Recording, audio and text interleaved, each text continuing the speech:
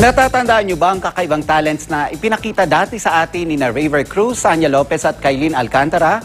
Ngayon naman, ang aking tinanong tungkol dyan ay sina Super Tekla at Kim Domingo. Ang kanilang hidden talents, alamin sa aking chika. Kilala si Super Tekla pagdating sa timing niya sa pagpapatawa.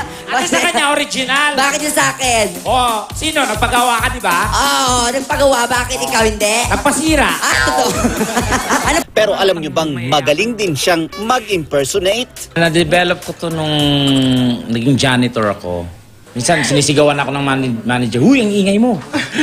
Master daw ng komedyante ang gayahin si Celine Dion.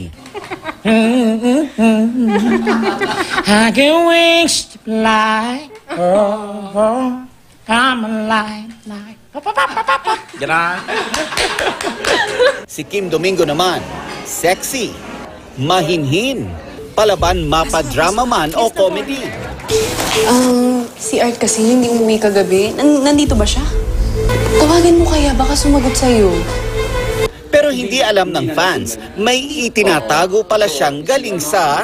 Gay Lingo. Yan ang di alam ng special talent ko yan eh. Usually, mas nagagamit ko nga siya pagkasama ko ang friend ko. Parang hindi na ako nagsasalita ng normal. Well, itry nga natin, Kim, ang superpowers mo sa Gay Lingo. Sige nga. Genie. So, ayun na nga, Kyote, no? Ang jubi ng mama mo, which you mo na daw isyulak doon, di ba? Para, alam mo naman, ang ate mo may pagka-body ng very light.